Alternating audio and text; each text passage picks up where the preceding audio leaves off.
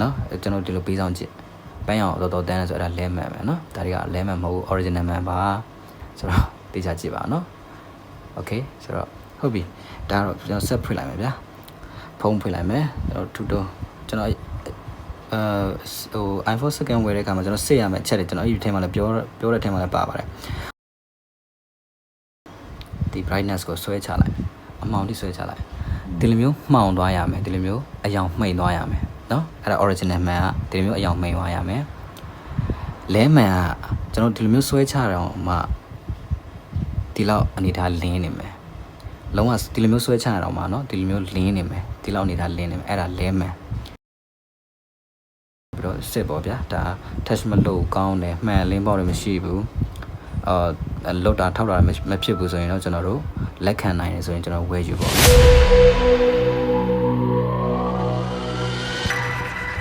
โอเคဒီဗီဒီယိုမှာတော့ကျွန်တော်ကို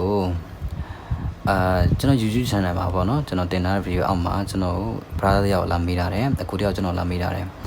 အဲ့ဒါဘာလဲဆိုရင် iPhone original man နဲ့ GH man ကွဲပြားခြားနားချက်ကိုတာမန် user တွေသိနိုင်မဲ့ chat map တက်လေးမျှဝေပေးပါအောင် brother တဲ့ဒီကသူပြောချင်တာကျွန်တော်တို့ဒီ iPhone original man နဲ့ GH man ရဲ့ဟိုစစ်တဲ့နီးပေါ့နော်စစ်တဲ့နီးလေးကျွန်တော် share လုပ်ခိုင်းတဲ့သဘောပေါ့ဗျာ okay အဲ့ဒါလေးကျွန်တော်ပြောပြပေးသွားပါမယ်okay ဆိုတော့ကျွန်တော်တို့အရင်ဆုံးဘယ်လိုစစ်ရမလဲဆိုရင်ကျွန်တော်ဖုန်းဆက်မဖွင့်နိုင်ဘူးဗျာအရင်ပိတ်ထားလိုက်အတိုင်းပဲပိတ်ပြီးတော့ကျွန်တော်ဘေးဆောင်ကြည့်နော်ပန်းရောင်တန်းနေရင်အဲ့ဒါလဲမှန်ပဲပန်းရောင်စိုးဝါတန်းတာနော်နည်းနည်းလေးတန်းတာကြတော့ဟိုနေရောင်မှာကျွန်တော်ကြည့်တဲ့အခါမှာဖြစ်ကောင်းဖြစ်နိုင်တယ်ဗျာ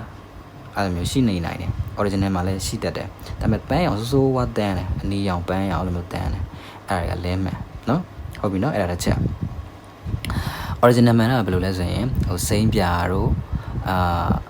့ပြာနက်တို့အနက်ရောင်နည်းနည်းဟိုအနက်ရောင်နက်နက်လေးပေါ့နော်အဲ့လိုမျိုးစိမ့်ပြာစိမ့်နက်ပြာနက်နော်အပြာမဲနဲ့စိမ့်ကျွန်တော်ဘယ်လိုပြောမလဲစိမ့်နက်ပေါ့နော်စိမ့်နက်ပြာနက်အနက်ရောင်အဲ့လိုမျိုးတွားတယ်ပန်းရောင်တန်အဲ့ဒါကြီး original မှန်ကိုမမှတ်ထားတာတော့လဲမှန်ကကြတော့ပန်းရောင်တန်လဲမှန်ပဲနော်ကျွန်တော်ခဏပြောပန်းရောင်နည်းနည်းတန်းတာတော့နေရောင်တွေကြောက်ဘာတွေကြောက်ဖြစ်နိုင်တယ်နော်ကျွန်တော်ဒီလိုပေးဆောင်ကြည့်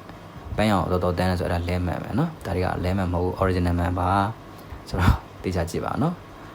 okay ဆိုတော့ဟုတ်ပြီဒါတော့ကျွန်တော်ဆက်ဖွင့်လိုက်မယ်ဗျာဖုန်းဖွင့်လိုက်မယ်ကျွန်တော်iPhone second ဝယ်တဲ့အခါမှာကျွန်တော်စစ်ရမယ်အချက်တွေကျွန်တော်အဲ့ဒီထဲမှာလည်းပြောတဲ့ထဲမှာလည်းပါပါတယ်ထူတုံးတော့စစ်တစ်တဲ့ထဲမှာ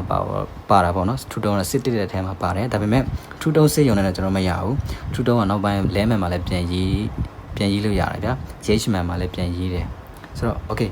ကျွန်တော်ဗာသိနိုင်လဲဆိုရင်ဆွဲချလိုက်ဒီ brightness ကိုဆွဲချလိုက်အမှောင်တိဆွဲချလိုက်ဒီလိုမျိုးမှောင်သွားရမယ်ဒီလိုမျိုးအယောင်မှိန်သွားရမယ်နော်အဲ့ဒါ original man ကဒီလိုမျိုးအယောင်မှိန်သွားရမယ်လဲမှန်ကကျွန်တော်ဒီလိုမျိုးဆွဲချတော့မှဒီလောက်အနေထားလင်းနေမယ်လုံးဝဒီလိုမျိုးဆွဲချရတော့မှနော်ဒီလိုမျိုးလင်းနေမယ်ဒီလောက်အနေထားလင်းနေမယ်အဲ့ဒါလဲမှန်ဒီလိုဆွဲချလို့မှိန်သွားရင်အဲ့ဒါ original မှန်နော် okay ဆိုတော့နှစ်ချက်ပြီးတော့ထူတုံးစစ်ပေါ့နော်ထူတုံးတစ်ချက် okay ဆိုတော့ဒီကအဲ့နှစ်ချက်ပါပဲအဲ့နှစ်ချက်နဲ့ပြီးတော့ကျွန်တော်တို့ဘယ်လိုပြောမလဲအဲ့ထူတုံးစစ်ပြီးတော့ကျွန်တော်တို့ကဘယ်လိုပြောမလဲဆိုရင်ကျွန်တော်ပြောချင်တာကတကယ်လို့ထားပါတော့ဗျာမှန်တွေကဘာပြောကိုကိုတိုင်းလဲတုံးနေတာပဲကျွန်တော်လည်းကြုံမှုတာပဲကျွန်တော်အရင်ကဆိုရင် iPhone တော့မဟုတ်ဘူးเนาะကျွန်တော်အရင်က highway ဖုန်းစကင်ခဲ့တယ် highway ဖုန်းဆိုဖုန်းမှန်ကွဲရင်ကျွန်တော်လဲရတာပဲလीเนาะဟိုမှာဖုန်းမှာလည်းဒီ first user သူတုံးတဲ့အခါမှာမှန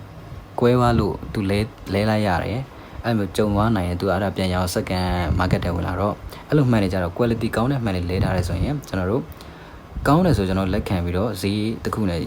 ရင်ကျွန်တော်ယူလို့ရရင်တော့ယူဝယ်ယူကြပါတော့ဘာလို့လဲဆိုရင်ကျွန်တော်အဲ့ဘာလို့ပြောချင်လဲဆိုရင်ဒါစက်ပစ္စည်းဖြစ်တတ်တဲ့ error တွေဖြစ်တတ်တဲ့ error ဆိုတာလည်းဖြစ်တတ်တဲ့အမှားယွင်းချက်တွေ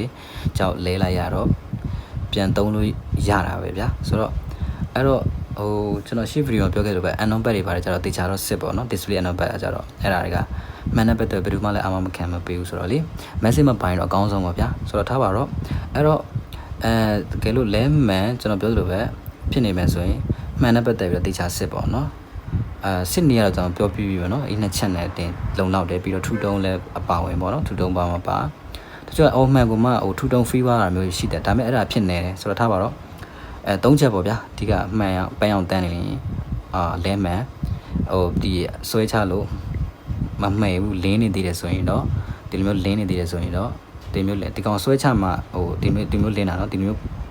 ဖော်တာပြောတာမဟုတ်เนาะရှင်းအောင်လို့ဒီမျိုးဆွဲချပြီးတော့ဒီလောက်နေထားလင်းနေမယ်ဆိုရင်အဲ့ဒါလဲမှန်เนาะပြီးတော့ထူတုံစစ်ဒါပေါ့เนาะအဲ့တော့ကျွန်တော်တို့ပြီးတော့လဲမှန်ကိုဈေးသက်သက်နဲ့ရလို့ကျွန်တော်တို့ယူမယ်ဆိုရင်ကျွန်တော်စစ်ရမှာ touch နဲ့ပတ်သက်ပြီးပေါ့နော်ဒီ application တစ်ခုကျွန်တော်ထောက်ပြီးတော့စစ်ပေါ့ဗျာဒါ touch မလုပ်ကောင်းတယ်မှန်လင်းပေါက်တွေမရှိဘူး